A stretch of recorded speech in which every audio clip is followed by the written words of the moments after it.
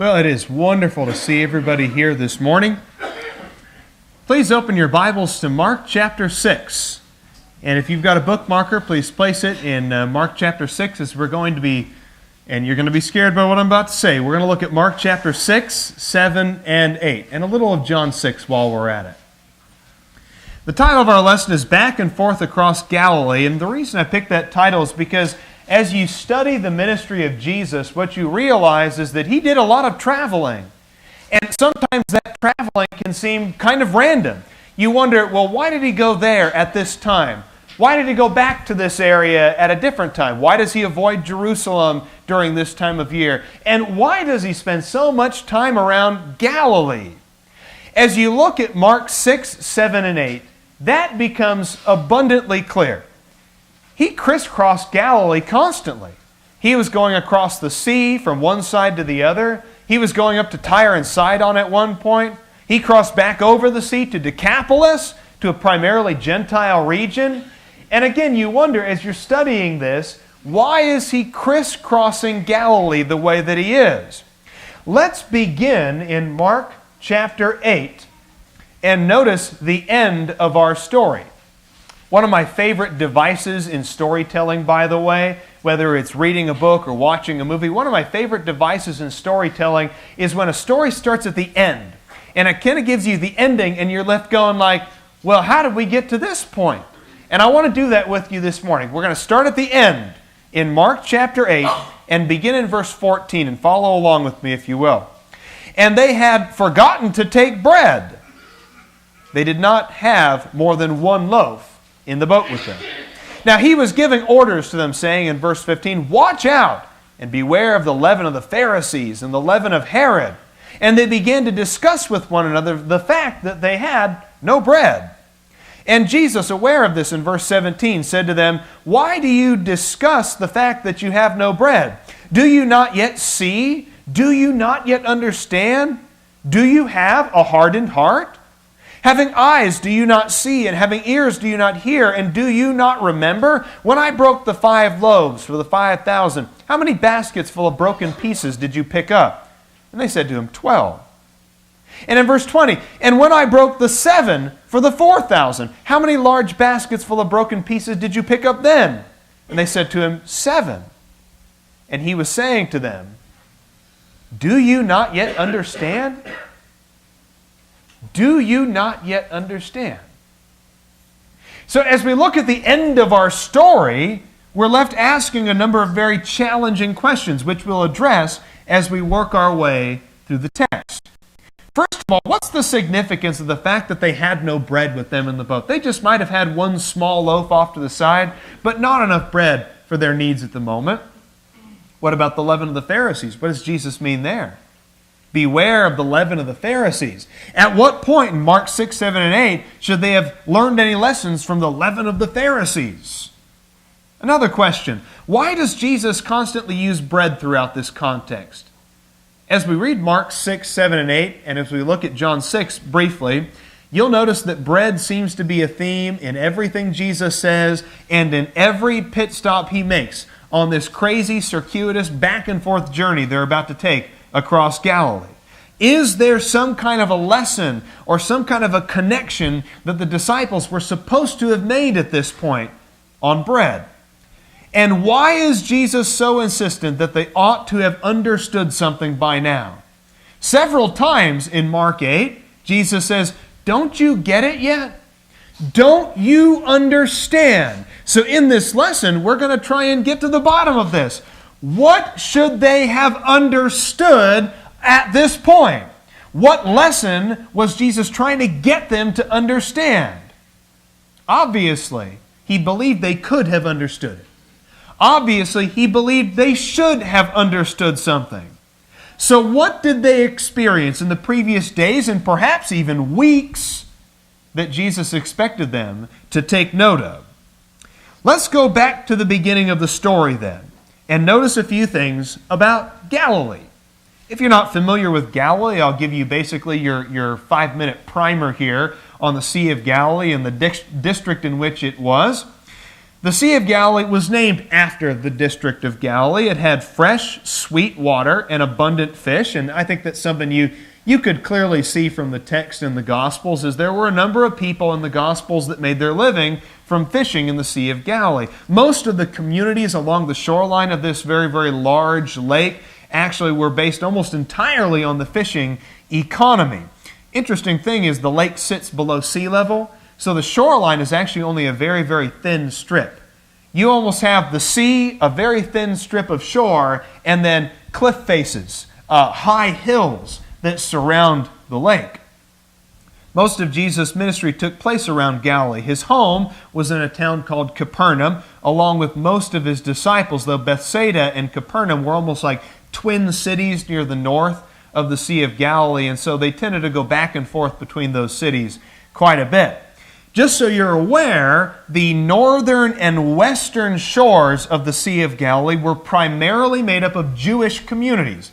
So as Jesus is in Capernaum and Bethsaida and Tiberias and other places, he's speaking to a mostly Jewish audience. But when you cross the Sea of Galilee and go to the southern and the eastern shores, it's a primarily Gentile audience that Jesus is going to be speaking to. And I point that out because that fact becomes quite significant when you see the different stories and the things that he says as he crisscrosses back and forth across the sea from the Jewish side to the Gentile side of the sea. The story here begins somewhere on the Jewish side of the Sea of Galilee. Please go back to Mark 6 and notice around verse 32, Jesus is looking for a lonely place to pray. He wants somewhere where he can pray, somewhere that he can rest in verse 32. But he can't escape the crowds. And in verse 33 of Mark 6 it says, "And the people saw them going, and many recognized them, and they ran there together on foot from all the cities and got there ahead of them." Verse 34. "So when he went ashore, he saw a great multitude, and he felt compassion for them, because they were like sheep without a shepherd, and he began to teach them many things." And what a beautiful scene this is, isn't it? All Jesus wants at the moment is a little peace and privacy, an opportunity to pray and to recuperate from all the things that he had done in the previous weeks. Now, I think a lot of us, when we want our recuperation time, we tend to not let anything get in the way of that. We'll block everything else out, turn off the TV, or maybe turn the TV on if that's what gives us relaxation. We'll block everything else out and just take 5 minutes to be selfish. Does Jesus take even 5 minutes to be selfish here, though? No. Rather than resenting the multitudes for finding him in his quiet place, he feels compassion for them, and he wants to teach them. Because when you're Jesus Christ, the Son of God, you do not waste an opportunity to present the gospel to willing ears. As Mark chapter 6 and John chapter 6 both explain, Jesus feels compassion for the multitudes and commands his disciples to provide food for them. Now, what's his disciples' response? They look at the thousands of people that are gathered around, and they look at the provisions that they have with them, basically lint in their pockets, and they say, "Jesus, we don't have enough here to feed this many people. And if we send them away, where are they going to find food in this barren and desolate place?" And Jesus tells them, you're going to find food for them. You will feed them. Notice here, beginning in verse 35, "This place is desolate," his disciples tell him, "and it is already quite late. Send them away," they say in verse 36, "so that they may go in the surrounding countryside and the villages and buy themselves something to eat."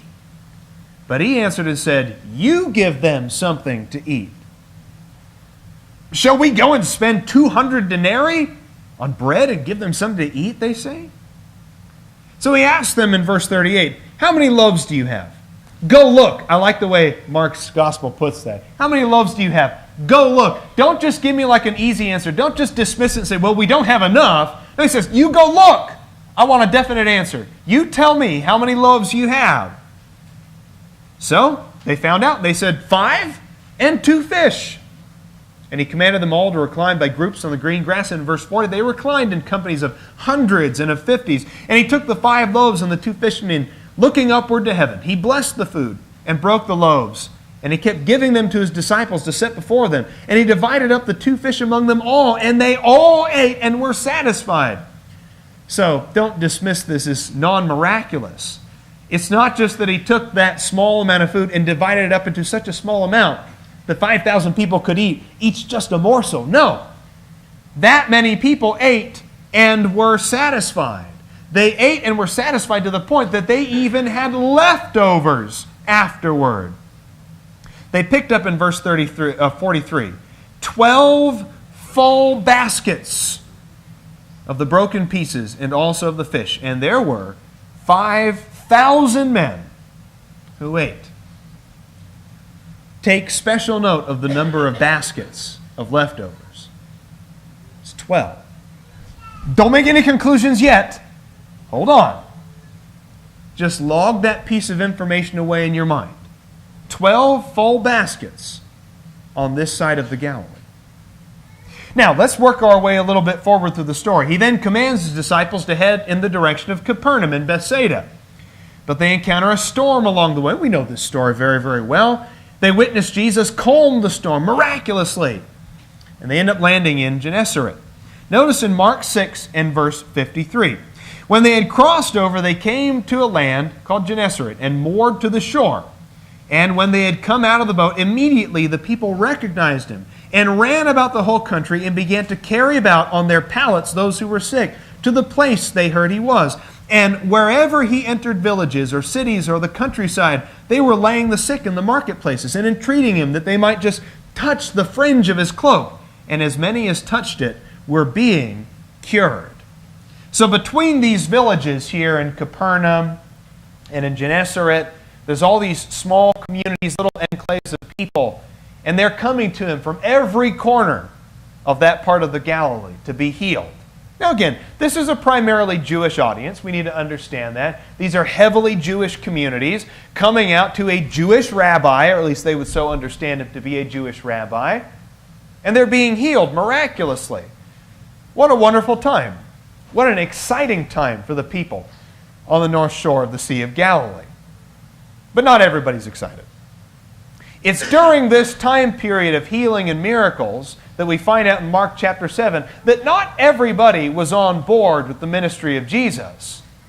The Pharisees come to him in Mark chapter 7. What's the big problem that they have? What's their big issue that they take with him in Mark chapter 7? How come your disciples don't wash their hands before they eat their bread? Now, we're not just talking about that in the sense of just cleanliness. Wash your hands before you eat dinner. We tell Sterling that all the time because who knows where those hands have been all day long. We're talking ritual cleansing here. It would have been very, very common for the Pharisees and those who were like-minded to wash their hands, not because they were worried about germs. They were not really aware of germs as we understand them today. They weren't washing to have clean hands because of the germs. They were washing because of the Gentile cooties. That's really all it was. They were washing their hands because they had Gentile cooties all over them. Because every time they go out in the marketplaces and interact with Gentiles, anytime they touch something, just be outside their homes, just to make sure that they got all the Gentile off of them, they'd ritually wash their hands. So the Pharisees' big issue is, how come your disciples don't wash their hands the way that we do? How come they're not washing their hands the way that they are expected to? Because of, according to verse 3 of Mark 7, because of the traditions of the elders.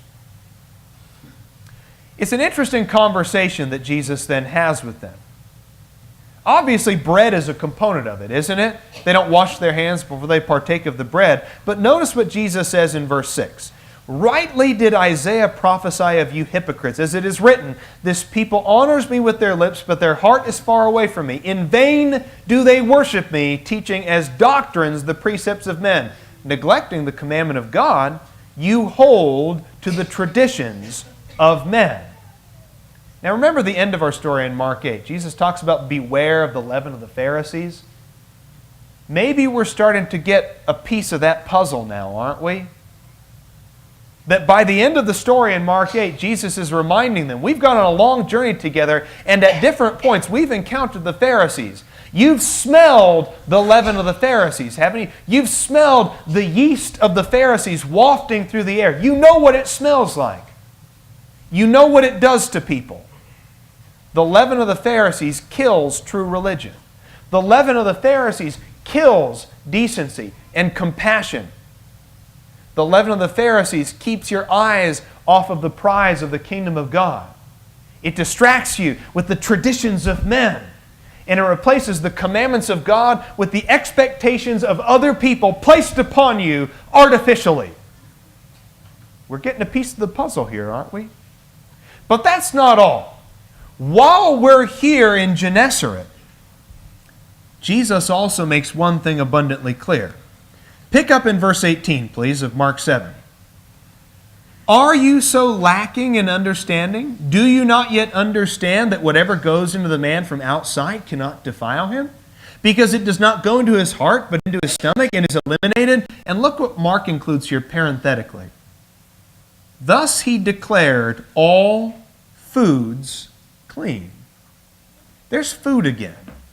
We got bread and fish in chapter 6. We got washing your hands before you eat in Mark chapter 7. And now here's Jesus going out of his way to talk to his disciples about declaring all foods clean. Surely he's not just talking about food, is he? We need another piece to this puzzle, don't we? Let's take stock of some things up to this point. You don't have to stare at the Sea of Galilee for a couple minutes here. But we're going back to the map.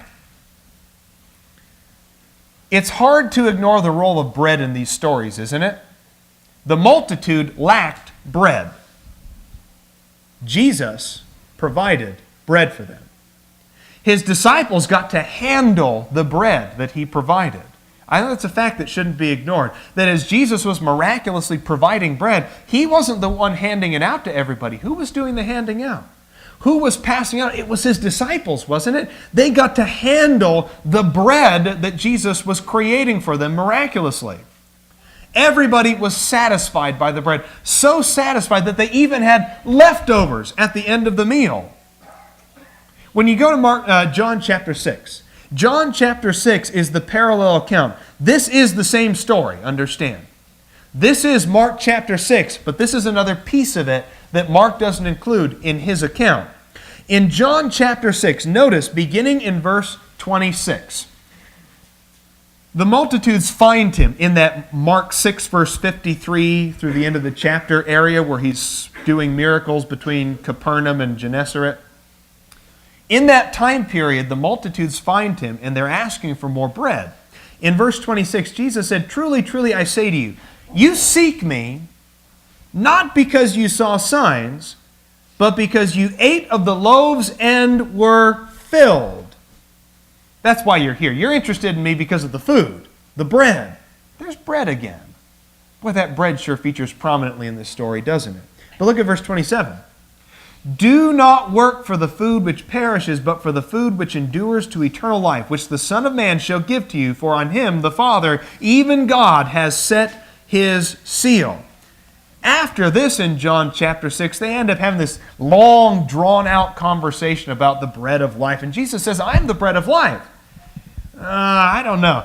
The multitudes aren't crazy about that. They're not crazy about that introduction of possible cannibalism into their religion. That's how they interpret it, of course. And Jesus pushes it and pushes it and pushes it. He says, "I'm the bread of life. You have to eat my flesh and drink my blood if you want to be a part of the kingdom." Now, by the end of John chapter 6, we understand that he's talking spiritually. Jesus himself even says, it's not the flesh that profits. That's not what I'm talking about. It's the Spirit that profits you. So in this whole conversation about bread and miraculous bread and eating the bread and the bread of life and washing your hands before you partake of bread, and in all this conversation about bread, are we really just talking about bread? Or is Jesus expecting his listeners and now his readers 2,000 years later to see that there's a deeper lesson behind the bread? The Pharisees, according to Mark 7, wanted the bread on their own terms. Yes, they would eat the bread, but they wanted to wash their hands first.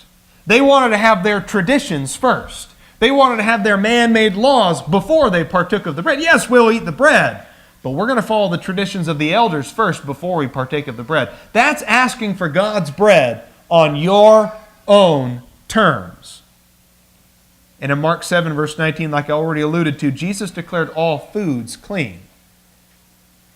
There's a lot of bread in these chapters, isn't there? That's the great thing about reading large swaths of the Bible. This is a little side note for you, a little practical application for you in your Bible study. Sometimes when we're reading like daily Bible plans, which are great, I don't have a problem with them at all, but we tend to read things very, very isolated. We'll read one chapter here, and then tomorrow you'll read another chapter, and then tomorrow you'll read another chapter. You know what I really like in my Bible study? Give yourself like a whole hour. Don't just take 15 minutes or read little bits in here and a verse out of context. Give yourself a whole chapter sometimes, or a whole hour, and just say, I'm just going to read. I'm just going to read. And try to get as bird's eye view as you can on the text. Because when you do that, you realize when you read Mark 6, 7, and 8, you're going, bread, bread, bread, bread, bread. And Jesus says in Mark 8, do you get it yet? Do you get it yet? Well, let's go back to Galilee. Seemingly out of the blue, Jesus takes his disciples on a field trip to Tyre. It's very interesting, isn't it? He's in Galilee, he's talking about bread, he's confronting the Pharisees, they're having all these great conversations about bread this and bread that, and just out of the blue he says, we're going to go to Tyre today. Okay? So he picks up in Mark chapter 7 and verse 24, and they head to Tyre. And who do they meet there in Tyre? By the way, Tyre and Sidon, primarily Jewish or primarily Gentile? Gentile. Yeah, we're talking about a Gentile community here going to Tyre and Sidon. Who does he meet in Tyre along the way? In Mark chapter 7, verses 24 through 30, he meets a Gentile woman, a Syrophoenician. Her daughter needs to be healed by Jesus, and she begs Jesus. She pleads with Jesus, will you heal my daughter? What do you think they talk about? What's the point of their conversation? It's bread. Jesus looks at this woman and he says, no, it's not right to give bread to the dogs begging at the dinner table. Now, understand, Jesus isn't trying to be insulting to this woman either. He's not trying to be insulting. I think he's making a play on words with her. She knows she's a Gentile. She knows he's a Jew. There is an understanding between a Gentile woman and a Jewish man. There is an understanding that the overall prevailing social context is the Jew thinks the Gentile woman is a dog. And I think Jesus is kind of making a play on words that are like almost like a wink at her, like, you know I'm a Jewish man, and I know you're a Gentile woman, and you know what I'm supposed to think about you. I'm supposed to think you're a dog, so what are you doing talking to me, begging for bread from a Jewish man, when I'm supposed to see you as a dog? What a clever response she is. Great faith, isn't it? Most people might have gotten discouraged and given up and walked away like, wow, Jesus is just a typical Jew, just a typical racist, insulting Jew who only sees me for my race. That's all. No, she insists. Even the dogs get to partake of the crumbs that fall from the table. Are we still talking about bread here? Yeah, there's bread again. And what does he do for her? He heals her daughter. He goes all the way to Tyre, and this is not a small journey here. We're talking 20 or 30 miles, depending on, it doesn't say the city of Tyre, it says the region of Tyre, so it depends on where we're talking about. We're talking 20 or 30 miles on foot, seemingly out of the blue. We're going to go to Tyre. We're going to walk 30 miles to Tyre, and I'm going to heal a Gentile woman while we're there, and then when I'm done with that, we're going to walk back home. Very out of the blue, isn't it?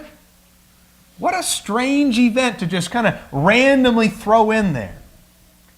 And as if that's not strange enough, it's not just that they go home. He has them go all the way from Tyre to the northwest, and he has them cross the Galilee Sea to the southeast and go to Decapolis.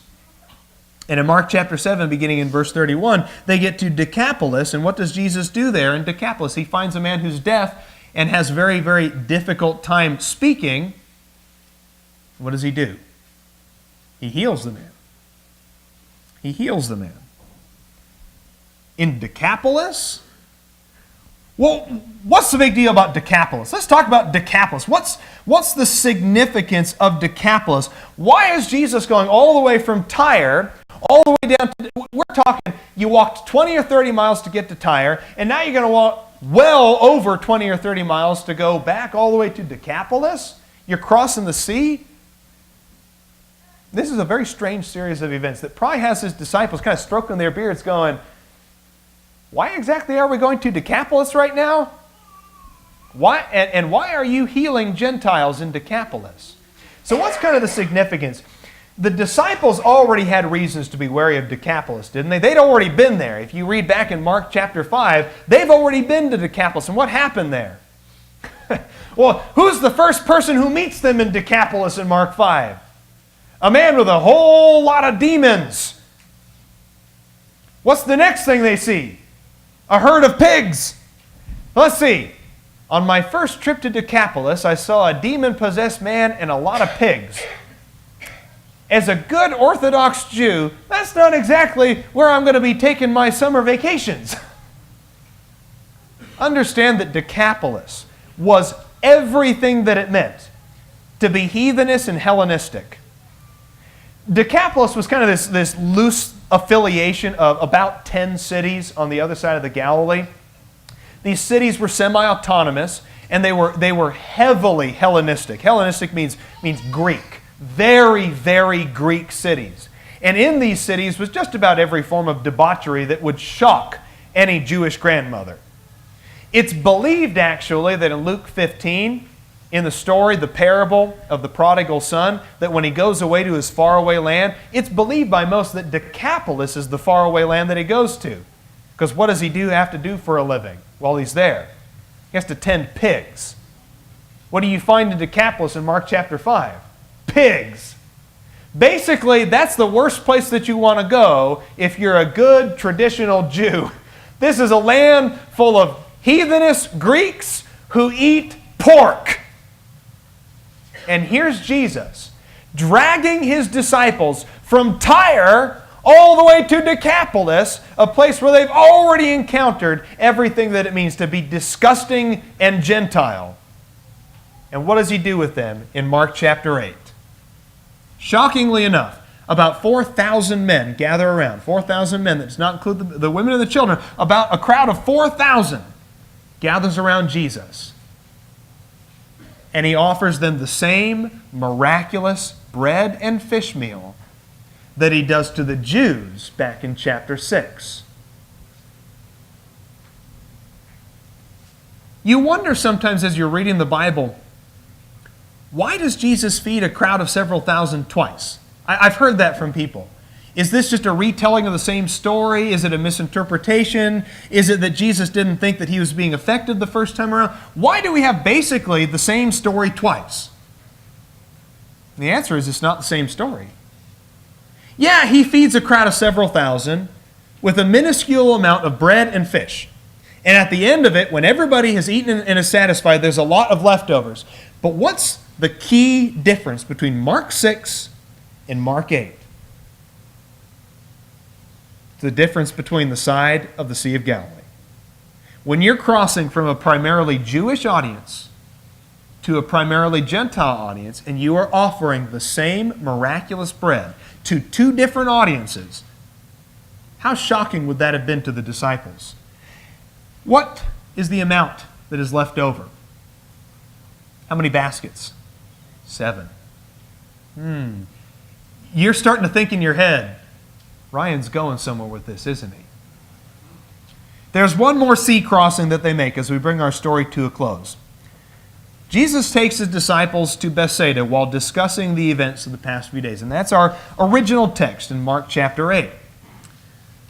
It's our original text.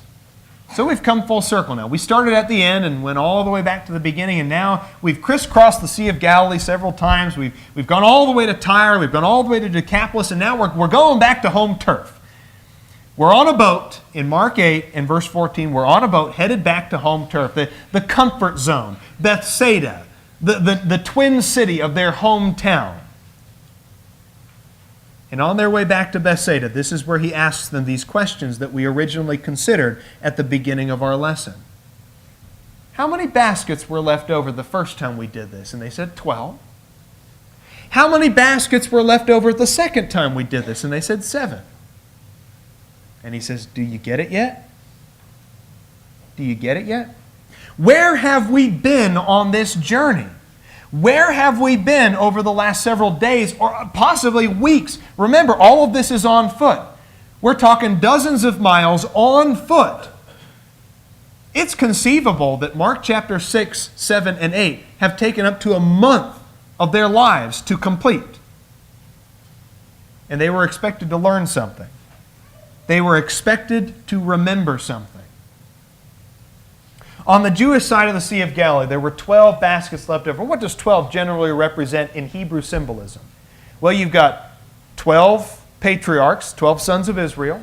You have the 12 stones on the ephod of the priest. You have the 12 tribes of Israel. 12 is Israel's number. 12 is Israel's number. What does 7 generally represent in Hebrew symbolism?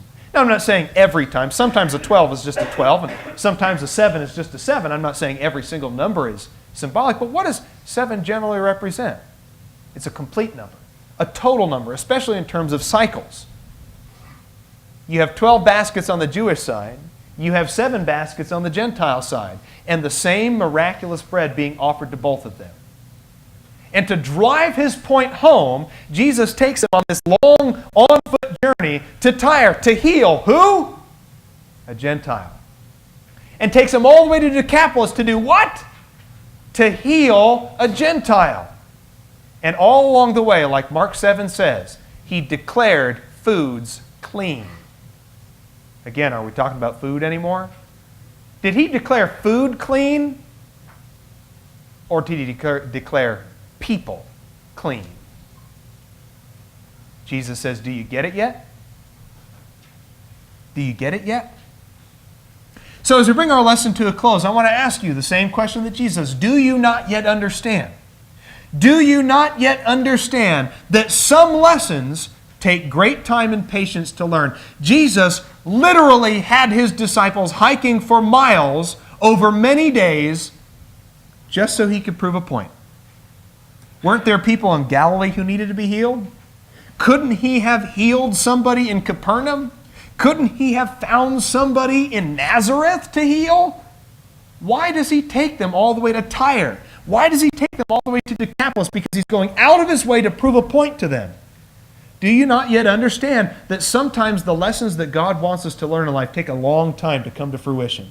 Sometimes, like Abram, like we studied in Bible class this morning in Genesis 15, sometimes we have to accept the promise of God before we have any evidence to believe that it will come true. Romans 4 says he looked at his body as good as dead. He was 100 years old and unable to have children. And yet God told him he would have a child. Did that promise come true? Yes. But it took a long time.